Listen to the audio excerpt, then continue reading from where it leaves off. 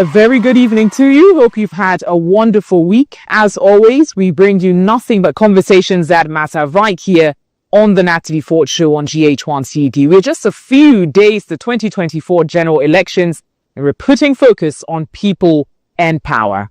Tonight on the show, we have the honor of hosting Honorable Mordecai Kwashi, a distinguished management consultant. He also serves as Municipal Chief Executive, MCE, of the Lejekuku Municipal Assembly. He took up the role in 2021 and since then has been involved in development and growth of the municipality. Tonight on the show, we address local issues and challenges facing the municipality, as well as his thoughts on policy proposals by the MPP to improve the lives of the Miens. You're welcome, Mordecai, to the Natalie Fort Show. It's very good to have you. Thank you. Thank you very much for having me. It's an absolute pleasure. We always start the show off this way. What's the state of your life right now as we speak?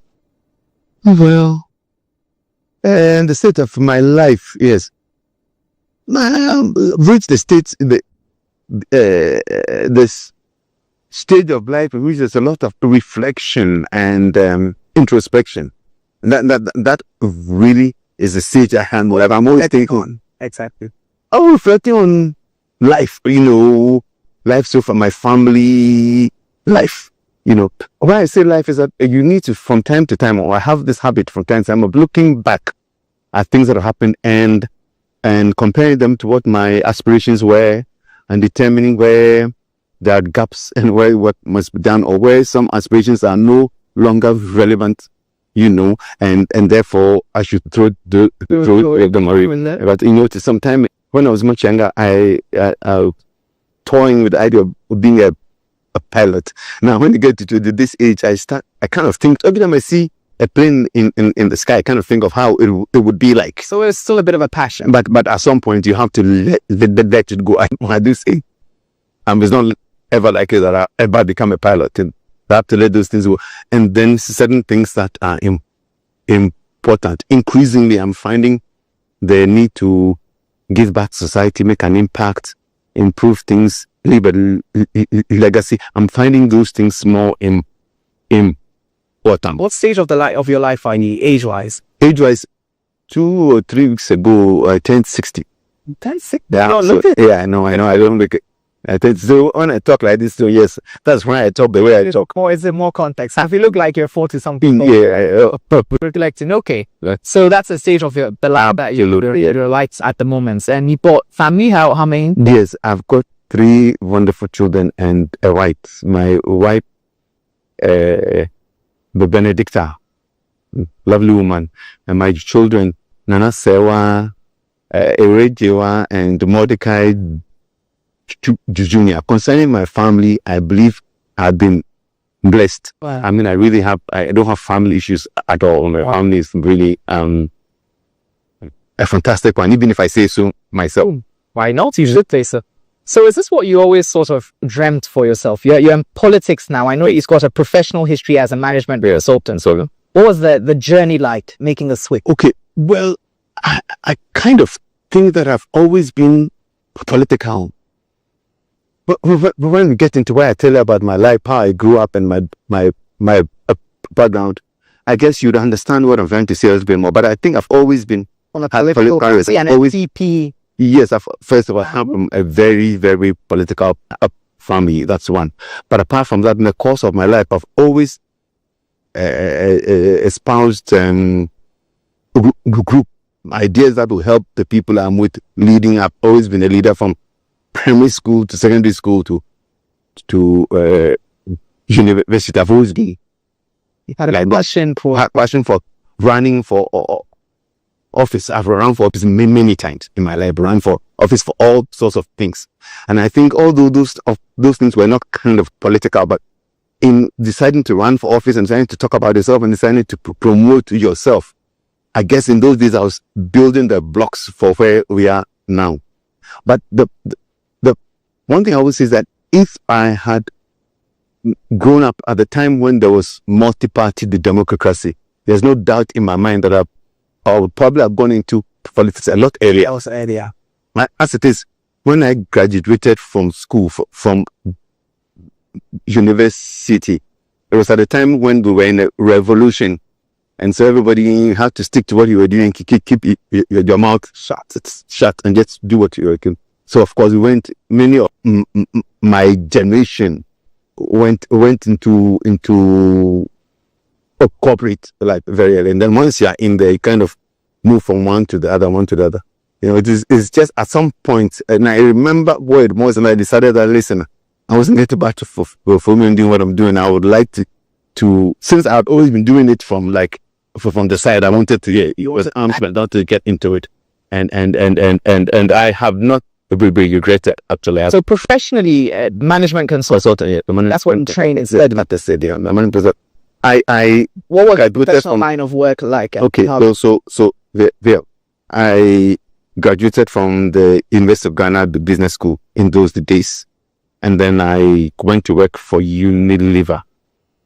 So I worked for Unilever for a while, and then for over 5 years, and then I moved on to work with Guinness. So there for another 5 years or so, and then I moved on, and that's when, after leaving the Guinness, I went to work with an advertising company called Media Number One. At that time, I was with them when they formed Metro TV, when we actually set up the Metro TV. So I'm one of those where at the beginning, I saw the beginning of Metro, everything to do Metro, the agreement with the GBC, and then how we managed it. I was involved in it from the new with Stella cars, and then then after that, then I went into GHOne Salting. That even for a while. I went on for 5 years, and then I got an international job with a company called Vestergaard Fransen. It is headquartered in Lausanne, in Switzerland. And I was the head of the consumer division, and I was in charge of West and North Africa. Are you the base there? No, I was based here, but in charge of Western and North Africa. But the nature of the job was I used to live out of a suitcase without traveling all the kind of course. You had to go and report in your head office. You had a lot of quite a rich profession. Absolutely, yeah, I guess. You had quite a rich. Do you find that others in your field, let's say your colleagues, other MCE that you engage in, have this sort of a professional history? Some do, but not many of them. No, not many. Maybe I know about one or two of them who have that. How does that hurt or help? Well, sometimes you can come across as being too known. That's the first thing.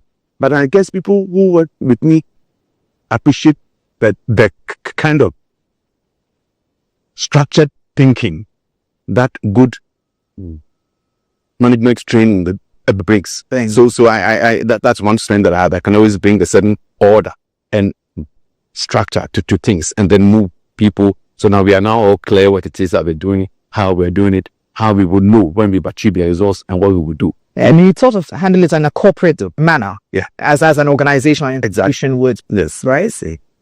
So you took up this role in 2021, November 2021. So it's been about 3 years. 3 years. Yes, okay. What major impact of the forms would you say ye have made? Oh, absolutely. The biggest one is in the road infrastructure in Lejikuku. So run us through Lejikuku. What communities are we talking about?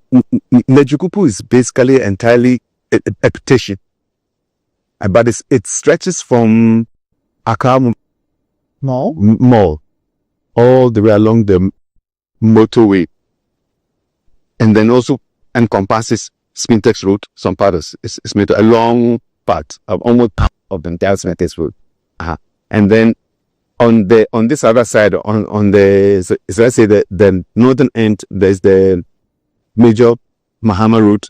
Yes. So Airport Hills is within Lejikuku.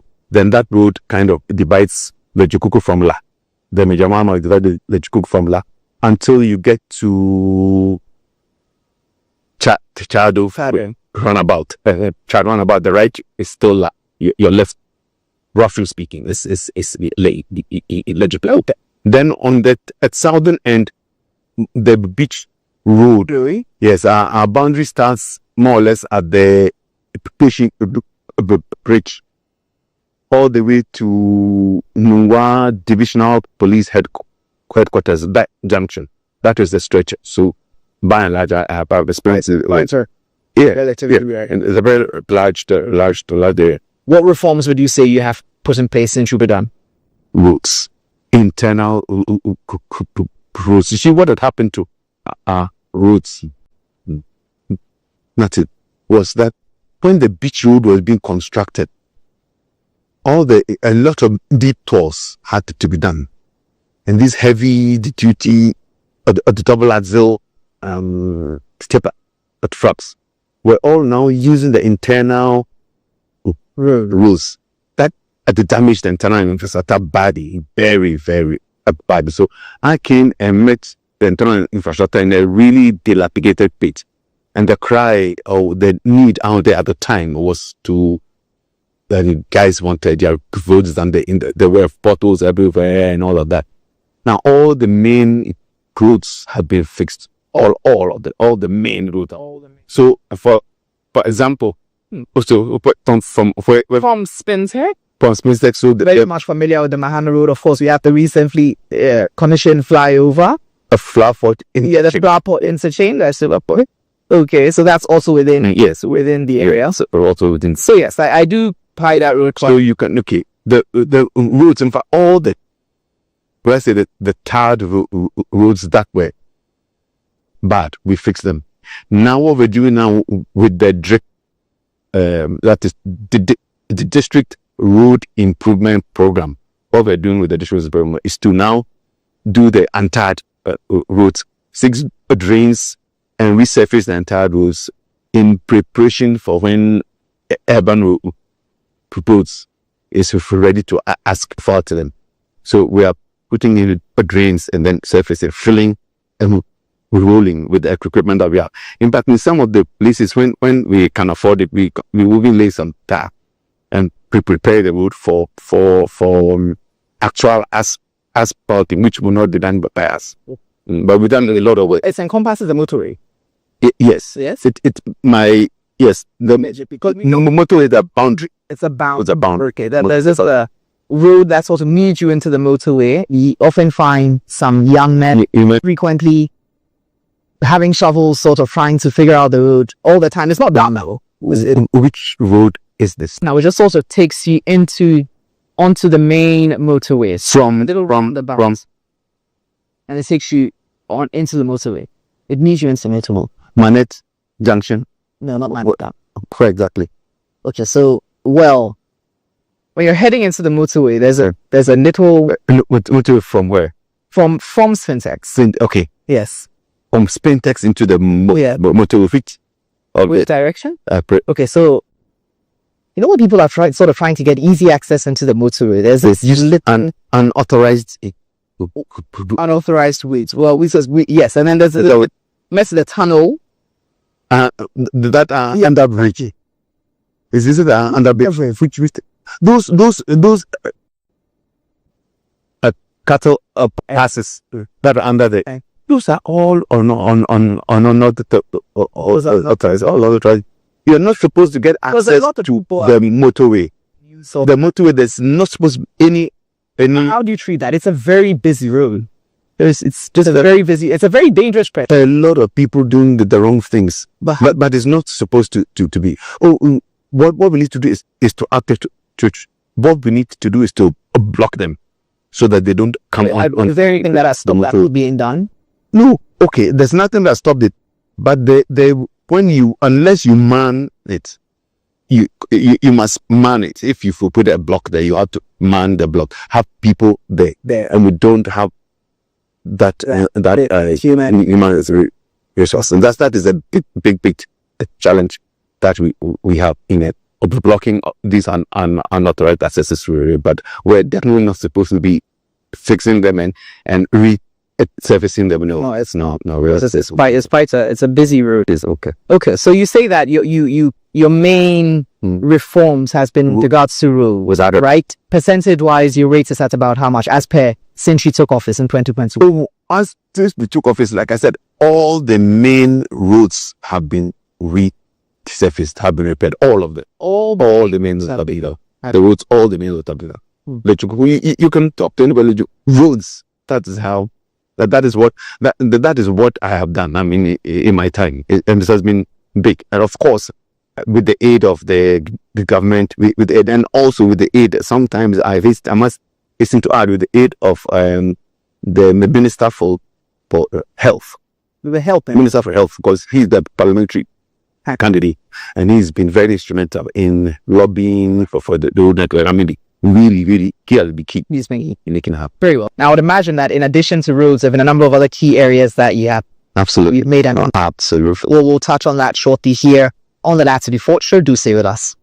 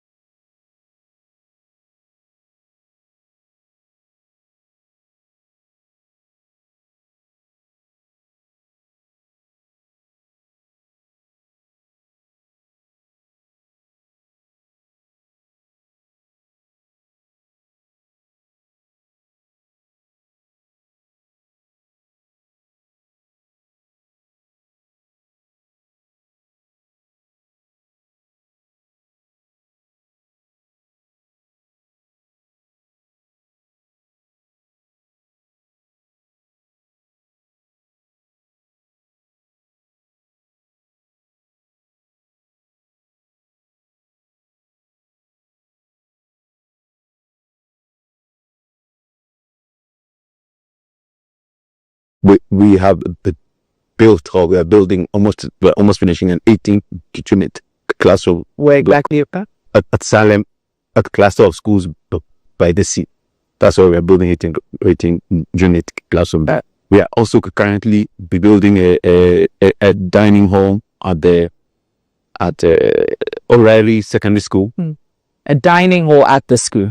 Secondary school. So education as well, right? Yes. And education, there are a lot of things, tiny things with education, but we really look outside the education. So, referring the roofs of schools when they rain, that have been ripped up by rain, the education directorates, things like that. So we do quite a bit of work. Why I hesitate when I talk about education, like I said, is because the need is so big. Yes.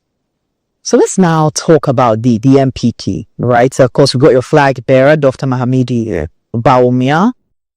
How would you, and I know that if I ask you for assessments so far under the leadership of President Akufo-Addo, you might be biasing your response, but generally, if you could be as objective as possible, I'd imagine you're quite an objective personally. How would you assess his administration, both the positives and negatives? Well, this government has done well given the circumstances, the legacy circumstances, and the context in which the performance has been done.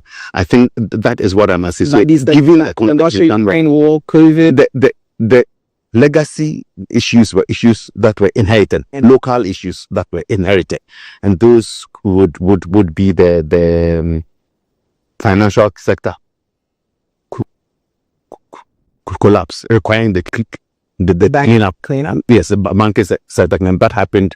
We inherited it, and then of course we inherited the excess capacity payments. That was a huge drain on an economy that was already under some sort of distress.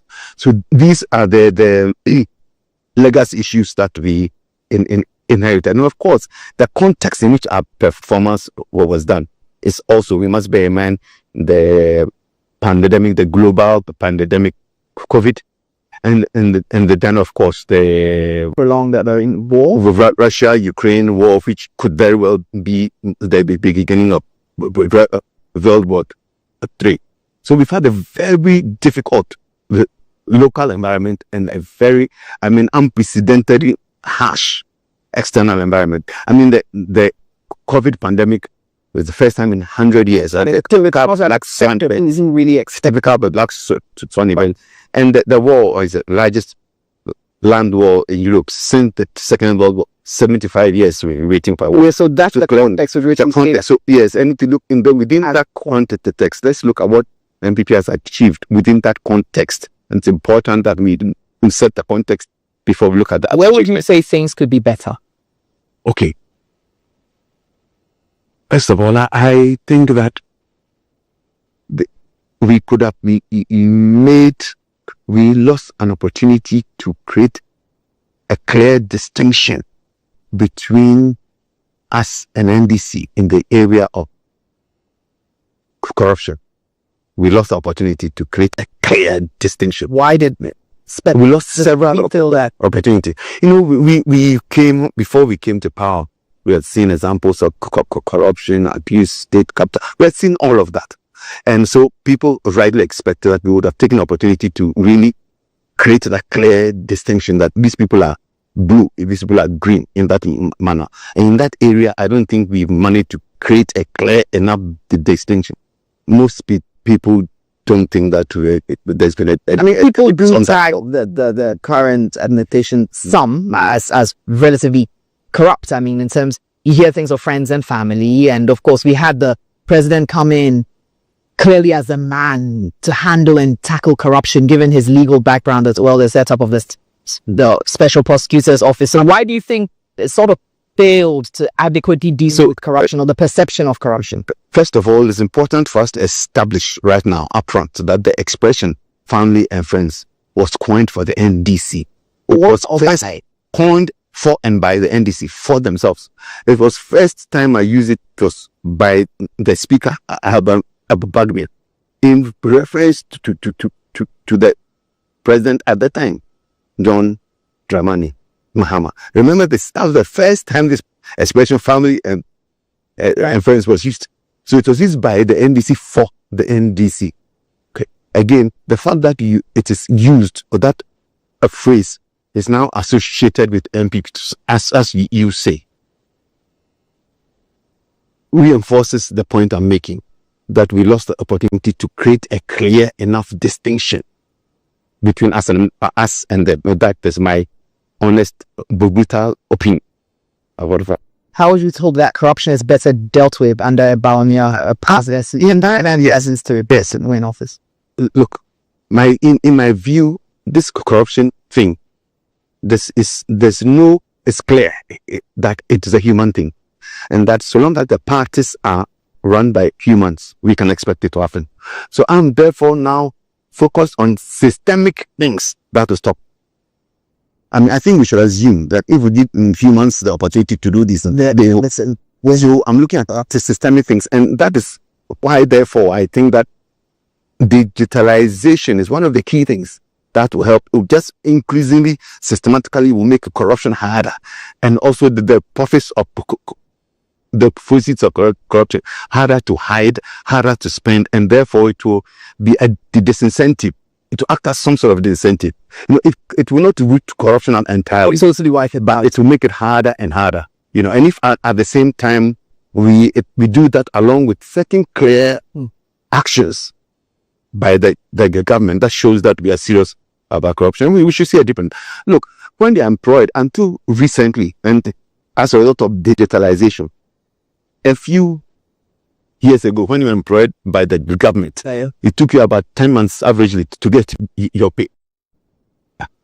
It's only recently, due to digitalization and the national identification card and so on, the time is much shorter. But just imagine that. If it takes any employee 10 months to get his or her first pay, by that time he or she would have learnt the wrong habits. You're saying that within that period of time, none of it likely to be some corruption. Because I mean, how is the thing supposed to so these things are also come from this kind of tacit acceptance of corruption, and so that's why I said it's a systemic thing. If you can allow an employee to work for 2 years without pay, you lose the moral or authority to expect that person would not do corrupt. So that's what I'm saying. That it is. You feel like digitalization It's clear because it reduces human interference, human intervention. It also reduces the level of discretion that will be fight, because people tend to, when they have the discretion to try and engage in some sort of rent HCP. So once it takes that all out, it also streamlines things. What is even the bigger about it is that where we are getting now, because we have so much digital visibility on financial transactions and so on, but soon it will be, unless you move to a paper, a cash economy. Remember that we are moving away from the cash economy. The more we move away from the cash economy, the more we move into the digital payments, digital transactions, the less would be the opportunity to do that, because there's so much visibility on it. So like this. Now, of course, the digitalization is a key policy that's getting put forward by Dr. Bawumia. But generally, the other policies, I've just got the manifesto before me, but I'd want you to speak to it first. So, as there other key policies that innovations, that stand out to you? Yes, look, the biggest and the most transformational policy to me is Bawumia's proposed fiscal policy. And the key element in that proposed fiscal policy is the flat tax. That is one of the most transformational things that have been put on the table in this election. But from to explain to the ordinary Ghanaian how that a flat tax is going to impact them and their Okay. So I'll start with the benefits. Individually, for all those who are currently on PAYE, the flat tax will means that you pay smaller taxes and your take-home pay will be more. That's the first thing. The flat tax, the first impact would be for those of us only paying PAYE. Our take-home pay will increase because the flat tax, the concept, is necessarily lower than the current tax.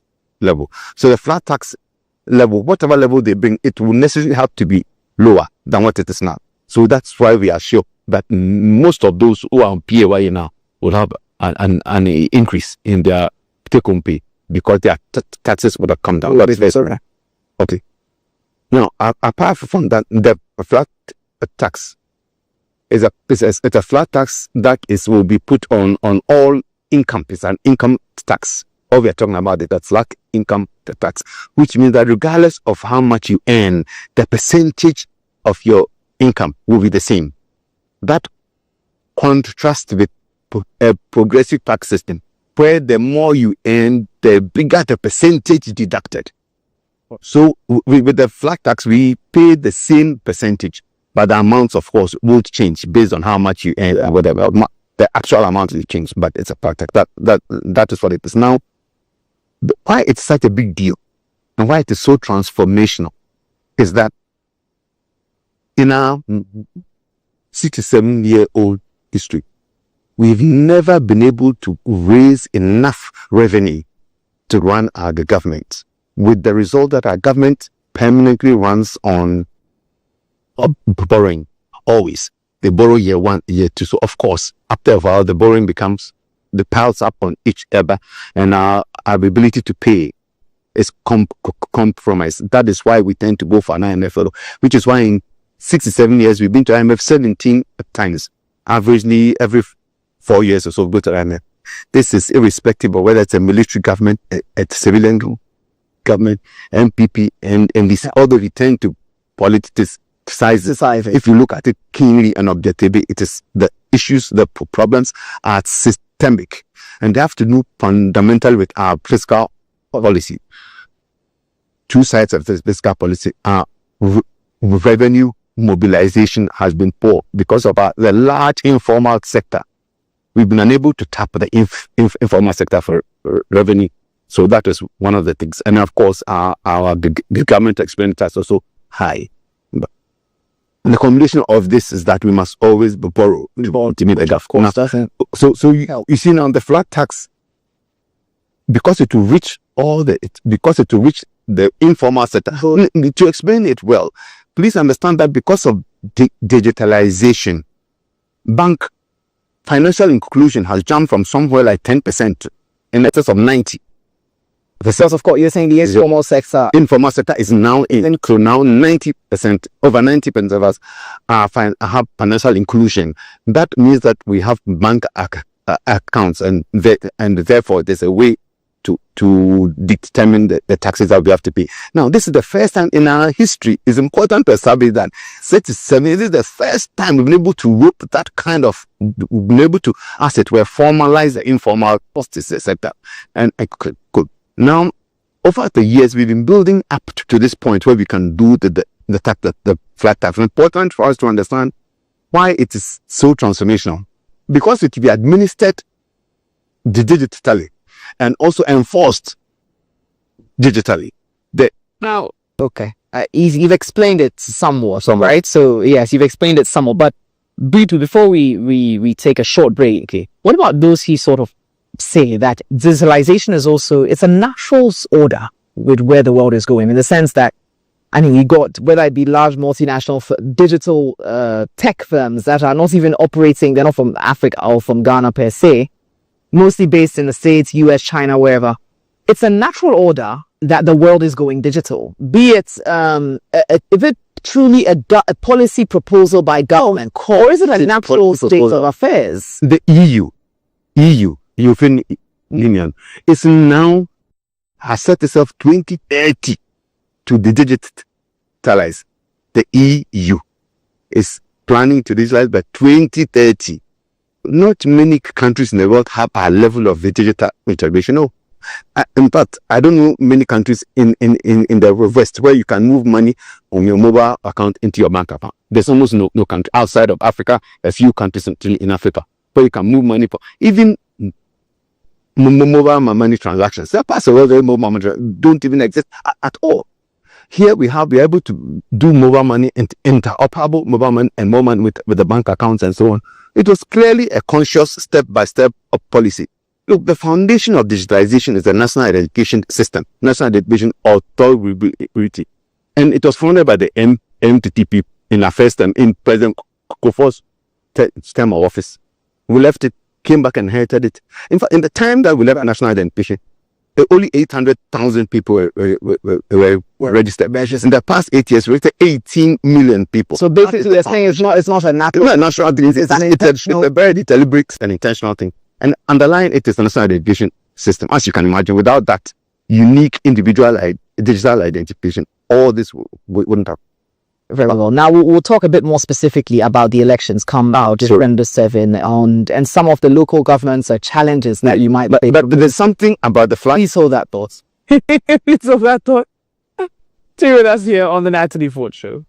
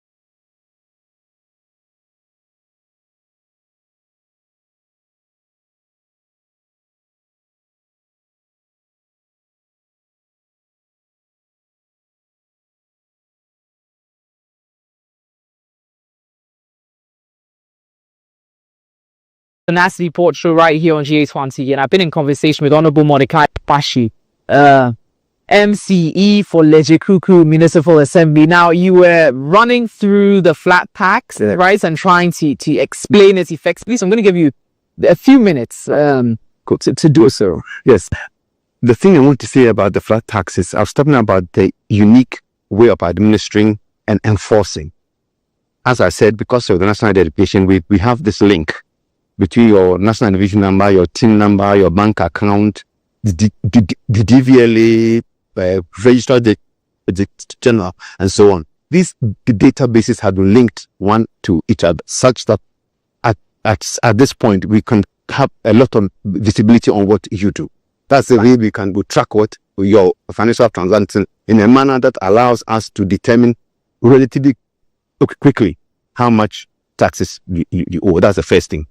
And the second thing is because of the Ghana.gov platform and its ability to enforce things, we can also enforce, make sure that when you do not pay, at a certain point, the Ghana card will throw signs, to direct you to Ghana.gov when you need to use it, and that is where the enforcement is going to happen. Because without paying, your Ghana card will not act. So for the first time, we have a convenient way of administering and a convenient way of enforcing. And that is why we are sure that the 23 billion, most economists agree that there's 23 billion dollars per annum. That is outside of our tax. It's because it's from the informal. Because we are unable to get it. This flat tax is our best at shots at groping that amount. And if we get even a quarter of the 23 billion that is believed to be outside, it completely transforms the way our country runs. So that is why it's key. That is why it is key. And that is the culmination of 7 years or more of digitalization. That's what have brought us to this point where we are able to easy to track. Thank you very much. But that is fine. Very like it's okay. Very well explained. Now, just briefly on the tax as well, we've got offering a one-time tax amnesty. Was it right? That as well. How would you share? Yes. How an impact it's likely to have? Good. The tax amnesty, because now the tax amnesty is important to start it all us, so that we otherwise would have to go back. But this new system we believe it to be effective as it is, and therefore not necessarily going back. And therefore, the tax amnesty is to release resources to taxpayers that they can use to invest in their business, to create employment and so on. So the tax amnesty is part of the process of revitalizing the economy, because the businesses would therefore not have to pay money that they were owing. Organizations or corporate entities. I think the tax amnesty is for SMEs and individuals. I think yes, will be for SMEs, who are like 98% of them, of those who actually pay a tax. I suspect people like entities like Anglo Gold and Newmont will probably only give them a tax. Because looking at the definition of the manifesto, it says all corporate entities. It's all corporate entities, so which includes for the large and SMEs. Yeah. Oh, for the large ones, many of them may not even have that much outstanding, because for them the GR is easy, it's correct, and they only have that much. Those who have a lot outstanding are smaller, like SMEs. In any case, they form the large proportion, and it is they who have the biggest impact on job creation. So if you release resources to them, their jobs governance how much of an understanding do you think that the ordinary, when I say ordinary, I mean not as educated, so to speak, Ghanaian, how much of a grasp do you think they have on all these digitalization and tech innovations and policies being put forward by the flag bearer? Do you think it's realistic and has an impact on their day-to-day lives? Do they even understand it entirely? Yes, I think they do. Are they visiting the Ghana Gov? I mean, we certainly track. No, the Ghana Gov and that's not. But if you're talking about how they appreciate digitalization, I met with 50 or so women, and I asked, which of you has not taken a loan on Momo loan? There were only like a handful of people who hadn't taken a Momo loan. Now, the Momo loan impacts everybody.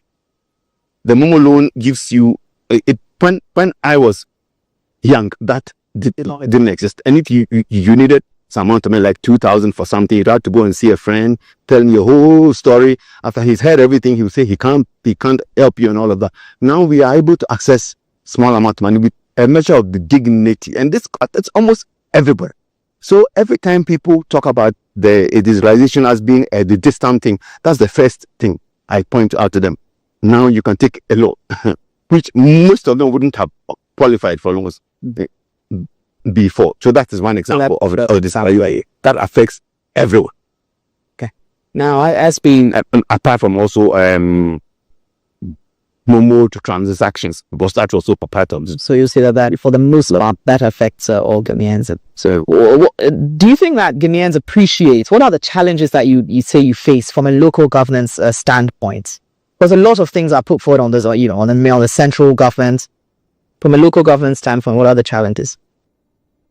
The main challenge in local government, to my mind, is revenue.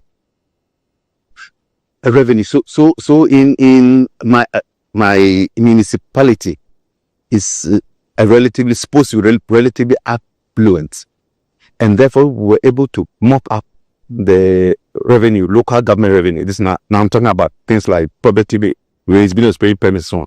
If we could do that effectively, it would completely transform the way the local government. What makes it difficult to be? Well, in the past it was manual and it was much harder. We are digitalizing now. So now all the properties have the digital addresses. We also manage to fly over and they value them and all of that digitally, and we have a database that they all in and all of that. We are digitalizing, and we hope that it will get to a point where paying those things will be easy. The gap between the bills we send out and what we collect is widening, too wide. It should be able to take more. And you can see if we got a place like Legico, for example, the property rate bills we sent out last year and this year was about 70 million Ghana. What we may have collected so far would be maybe 6 million or maybe at 7 years. So that's a huge percent. That's a huge figure. And that for me is the biggest challenge facing the local, especially the municipalities that have got some revenue, significant revenue potential. And sure, that is money that's available to us by law, and money that is not being collected. So that for me, the biggest challenge. That is quite a challenge. Now, in rounding up, we've got December 7th just in a few days, really. And yes, every Ghanaian desires peace, and that is prioritized. We've got the NDC, for instance. The NDC just recently, led by its Sami Jemfi, sort of accused the MPP of vote rigging ahead of the elections. How do you react to these claims by the NDC? And now we're in Accra, and so we don't hear cocks crow often. But this NDC at charge is like the cock crowing. Every election, before the election, to mark the election, they come up with allegations of MPP going to do something. I feel like it's actually strategy that I think that, first of all, I'm not one of those who believe that you can break the elections. It's possible to break the elections. I mean, I've been in elections for too long. What makes it a challenge? Because these allegations are quite relatively specific. Once the ballots get into the ballot box, there's no way of doing it about it. It will be counted, declared there at the polling station immediately, and put on the wall for everybody to see. We all had it up to the collation center, constituency collation center, collated there. Everybody's standing there to the regional collation center. We are all there. Everybody's carrying his results from constituency to the region. I mean, why are you going to rig it? And now there's the technology to quickly add up the numbers. In the past, maybe we had to use the pen and paper. Now we can add very quickly. So I really do. Why do you think they come forward with these claims then? Yeah, it is to set the grounds as a pretext if the elections don't go well for them. Every time when the elections go well for them, then all these issues, no one gets to ask them, how come you won the elections with all of this? But it is just, they are just preparing the grounds for some sort of complaint or excuse when they get out of. That is I think where they want to. Can I have some minutes to a few to Ghanaians who to Please feel free to. Yes, that's how we're going to round up in a minute. Yes, in a minute, please. In this election, 7th December, is going to be a choice really between the past and the future. And I urge you, like myself, to vote for Dr. Mamadou Bawumia. And if you happen to be in Lejokuku, vote for Dr. Bernard Okoboy to represent us. These are the two people who I'm going to vote for. I ask you to do the same. Thank you very much. And I'll see you on the right side of history if you do that. Very well. Less than a minute. Thank you. Thank you so much for being on the show. It's been an absolute pleasure having you, Honorable Kwashu, MCE for Legikuku. Stay with us. We've got fantastic. It's a brief game segment of the show and then we'll wrap it up. Do stay with us here on the Nat.